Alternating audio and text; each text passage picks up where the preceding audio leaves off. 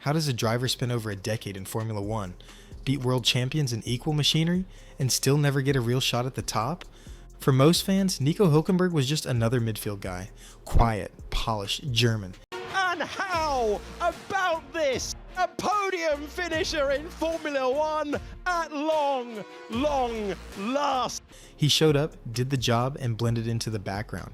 Get rid of that stat and celebrate Nico Hulkenberg. 239 starts and a podium finisher in Formula 1. But that's only half the story, because behind the polite interviews and consistent finishes was one of the most naturally gifted drivers of his generation. A man who beat everyone on his way up the ranks, only to be let down by the politics and timing and chaos that define the brutal world of Formula 1. This is the story F1 never really told, the untold story of Nico Hulkenberg. Before he was the nearly man of Formula 1, Nico Hulkenberg was a prodigy. He didn't just win in junior categories, he dominated. In 2005, he took the German Formula's BMW championship with 18 wins from 20 races. A year later, he was already representing Germany in A1GP, a global single-seater competition where he won 9 out of 18 races, carrying the entire team on his back. In 2008, he conquered the Formula 3 Euro Series, again in dominant fashion, and in 2009, he entered GP2, Formula 1's unofficial training ground, and took the championship in his rookie season. Let that sink in. In over 15 years of GP2 and F2, only 2 other drivers have done that, Lewis Hamilton and George Russell. It's a signal flare to F1 teams. This guy isn't just good, he's different. He was nicknamed the Hulk, but behind the comic book name was a cold, clinical racer who could outdrive anyone on his day. For a driver so clearly talented, so clearly fast, the obvious question is, why didn't he ever get a top car? Some blame politics, others said he wasn't marketable enough, too quiet, too calculated, not enough drama. There were whispers he was too tall and too heavy, that in the weight-sensitive hybrid era, teams avoided him purely on body size. When Kimi Räikkönen retired, Ferrari didn't look at him. When Rosberg left Mercedes, his name was barely mentioned. When Red Bull reshuffled after Ricciardo's exit, he was overlooked again. Over and over, he was the guy teams liked, but never chose. Not because of skill, but because the politics of F1 don't always reward talent. So naturally, when Williams signed him for the 2010 season, fans expected fireworks. What they got was something even better. November 6th, 2010, Brazil, Interlagos.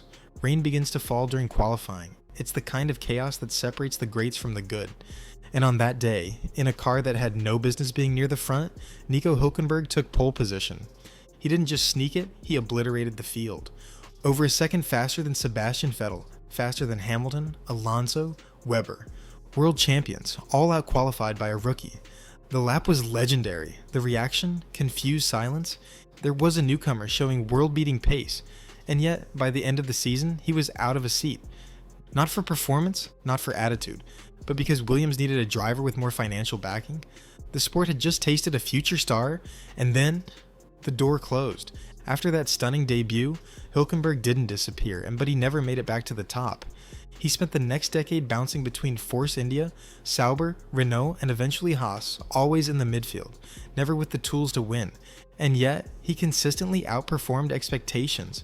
He matched or beat teammates like Paul Di Resta, Esteban Gutierrez, Jolyon Palmer, and Kevin Magnussen.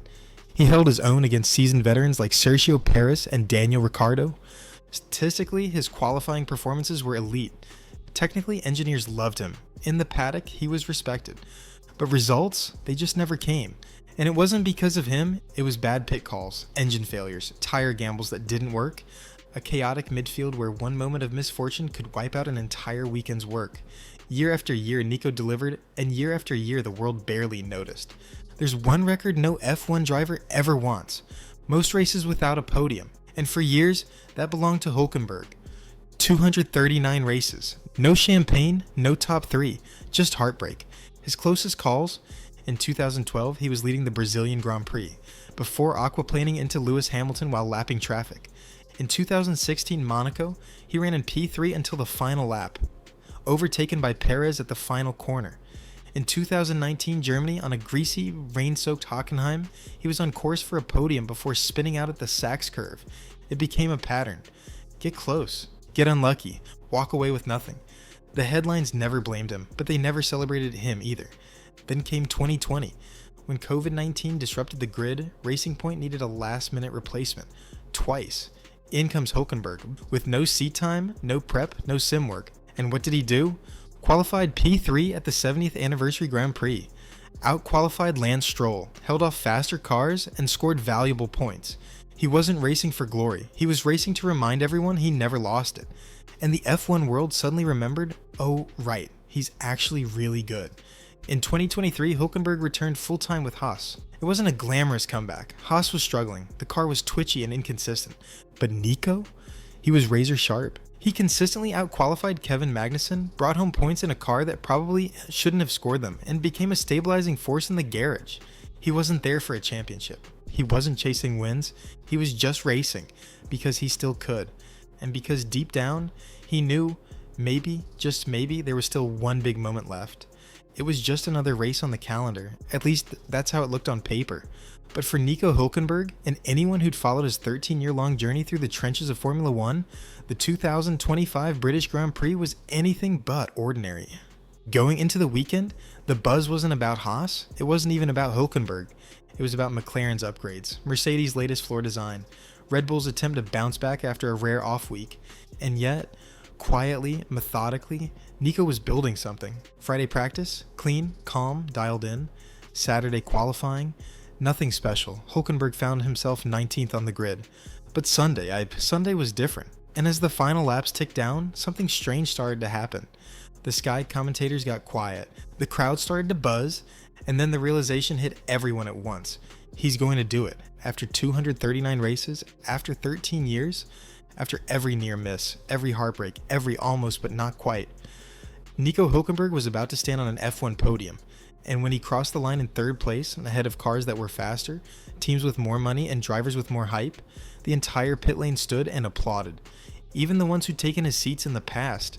It wasn't just a podium. It was a relief, a vindication, a moment the sport had owed him for over a decade. The cameras cut to Nico, cool, composed as always. No fists in the air, no over-the-top celebration, just a smile. Small, genuine, and soaked in meaning. He knew what this was. Not a win, not a miracle, but proof. Proof that the system didn't beat him. That he stuck it out long enough to get what he had earned 100 times before. That all the pain, the doubts, the jokes, the statistics, they no longer defined him. And the fans? They knew too. In the post-race interview, he was swarmed by reporters. Not because he'd won, but because they knew they were witnessing something rare. A story arc finally reaching its payoff. Because sometimes in Formula 1, the fastest don't win. The smartest don't rise. Every once in a while, someone gets what they've earned. And on that July afternoon at Silverstone, Nico Hulkenberg, the most persistent man in motorsport, finally got his moment. Not because the stars aligned, but because he refused to quit until they did. Nico Hulkenberg may never win a world title. He may never stand atop a podium with the anthem playing, but that doesn't matter. Because in the history of Formula 1, few drivers have fought harder, stuck around longer, or been dealt tougher hands, and kept showing up anyway. He never had the best car. He never had the politics on his side, but he always had the skill. And now, with one long overdue podium behind him, he finally has the recognition. Sometimes a legacy isn't built on wins. Sometimes it's built on refusing to give up, and that's what makes Nico Hulkenberg unforgettable.